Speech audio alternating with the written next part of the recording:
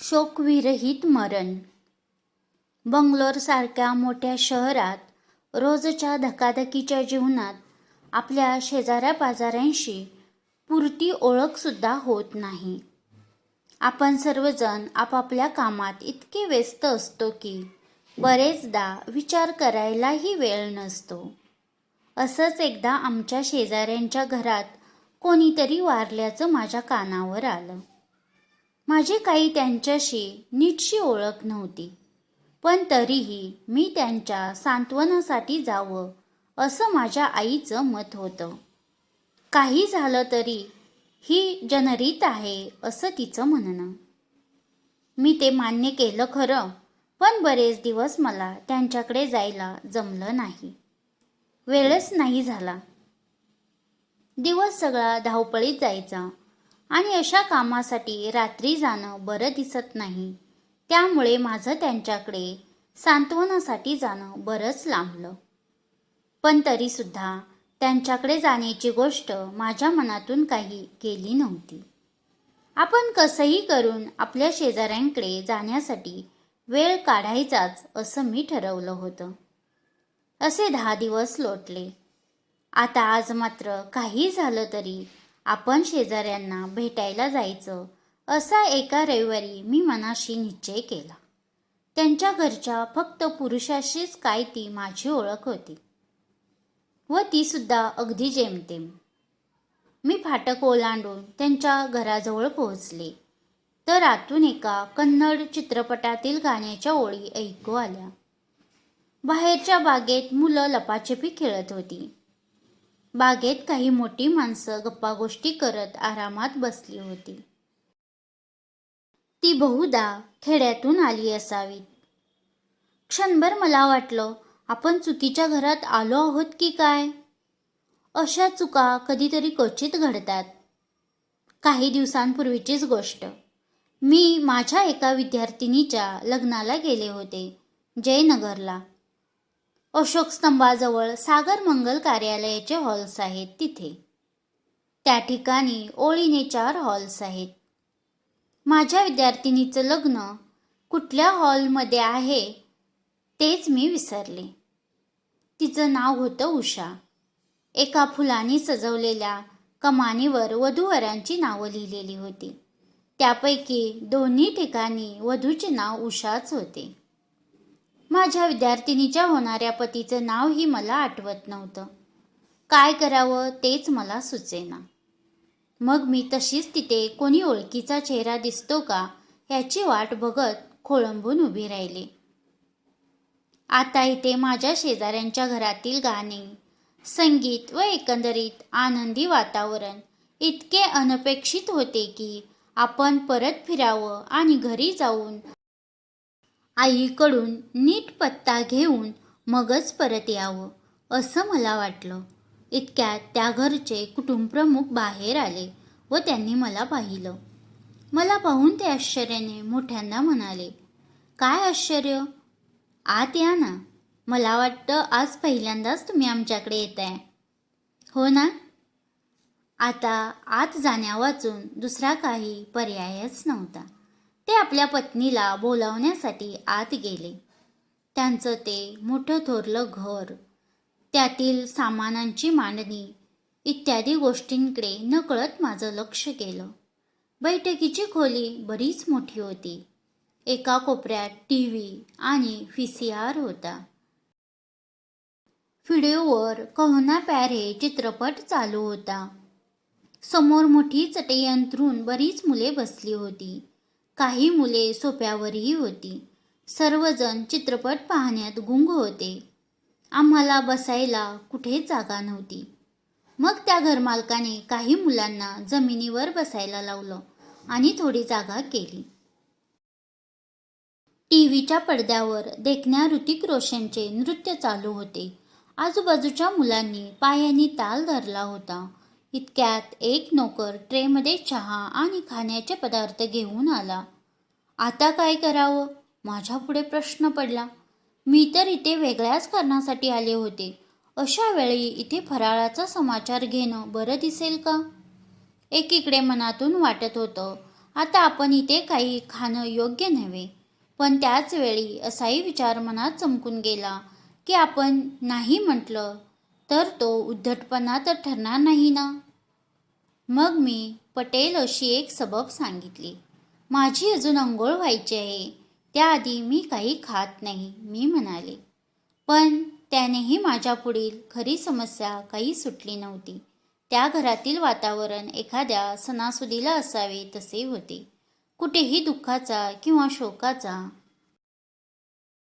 लवलेशही दिसत नव्हता. मग मी सांत्वन कसं, कोणत्या शब्दात करू, सुरुवात कशी करू?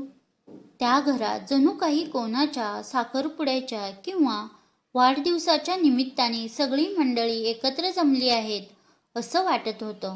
आणि इथे मी सांत्वनासाठी आले होते.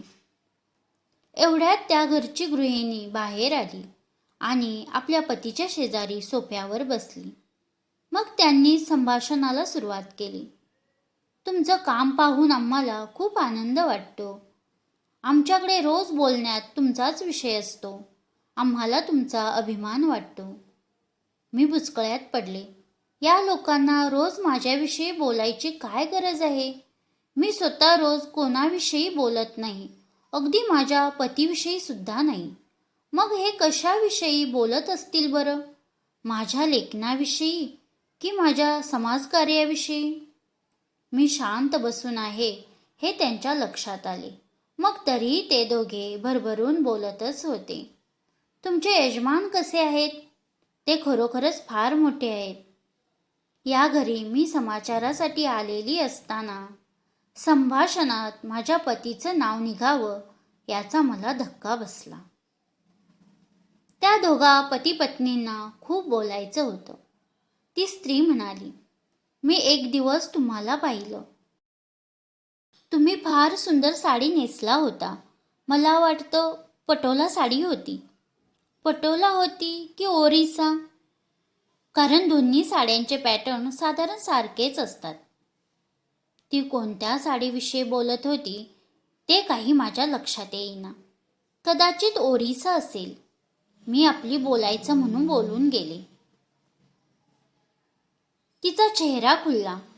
ती विजयी मुद्रेनं म्हणाली, बघा, माझंच म्हणणं खरं होतं. मी सुमनला म्हटलंच होतं, त्या ओरिसात खूप कार्य करतात, तेव्हा त्यांनी तिकडेच घेतली असेल ती साडी. काय सुंदर रंगसंगती होती त्या साडीची. आता त्या नवऱ्यानं तोंड उघडलं. तुमची कंपनी फारच जोरात आहे. .कॉमच्या लाटेत न सापडलेल्या अगदी मोजक्या कंपन्यांपैकी एक आहे. IT कंपन्यांचा गेल्या 6 महिन्यातला ट्रेंड नीट बारकाईने पहा, असं मी माझ्या काही मित्रांना म्हणालोच होतो. खरं तर या सगळ्याशी माझा काहीच संबंध नव्हता. या विषयावर माझे पती काहीतरी भाष्य करू शकलेही असते, पण ते आता उपस्थित नव्हते. आता पत्नी बोलायला पुढे झाली. तुमच्या कॉलेजात प्रवेशासाठी काय करावं लागतं? 10वीत जर 85% मार्क असले तर प्रवेश मिळेल? पण SSC नाही ICSE मध्ये, तिच्या नवऱ्याने खुलासा केला. SSC आणि ICSE ही 2 वेगळी बोर्ड आहेत, असं त्याने स्पष्ट केलं. मला माहीत नाही. प्रवेशाबाबतच्या गोष्टी जी कमिटी हाताळते त्यात मी नाहीये, मी सांगितलं. अशा गप्पा चालूच राहिल्या. त्या संपायलाच तयार नाहीत. थोड्या वेळाने मी विचारात पडले. नक्की कोण बरं वारलं असावं? मला आठवत होतं त्याप्रमाणे त्या माणसाची आई वारली होती. ती माझ्या आईची मैत्रीण होती. पण तो विषय काढणार तरी कसा, असा माझ्यापुढे प्रश्न पडला. कदाचित त्याच्या बायकोची आई वारलेली असली तर? मला बोलताना सावधगिरी बाळगली पाहिजे. मी गप्प बसले आहे हे त्यांच्या नक्कीच लक्षात आलं होतं, पण तरीही काही करून मला संभाषणात ओढायचंच असा त्यांनी चंग बांधला होता. त्या सर्व प्रकाराने मला फारच अवघडल्यासारखं झालं. आज बहुतेक आपल्याला समाचाराचे 4 शब्द बोलायची संधीच मिळणार नाही असं दिसते. माझ्या मनात आलं. पण निघण्याआधी एक शेवटचाच प्रयत्न मी करायचं ठरवलं. आम्ही बोलत बोलत बाहेरच्या फाटकापाशी पोहोचल्यावर मी चाचरत विषय काढला. तुमच्या आई आजारी होत्या असं ऐकलं. नवऱ्याने बोलायला तोंड उघडायच्या आतच बायको म्हणाली, हो, माझ्या सासूबाई बरेच दिवस आजारी होत्या. पण आमच्यात खूप प्रॉब्लेम्स होते. त्या इतक्या जुनाट विचारांच्या होत्या आणि तडजोड करायला तयारच नसायच्या. हे पुरुष जातात ऑफिसला निघून आणि आम्हा बायकांना घरी काय काय अडचणींना तोंड द्यावं लागतं ते त्यांना कधीच समजत नाही. यानंतर तिने आपल्या सासूविषयी पुष्कळ गहाराने सांगितली आणि सर्व वेळ तो नवरा अपराधी चेहऱ्याने उभा होता. तिनं खूप सोसलं. अखेर तो मध्ये पडून म्हणाला, खरं तर आम्हीच खूप सोसलं. ती बाई रागाने म्हणाली.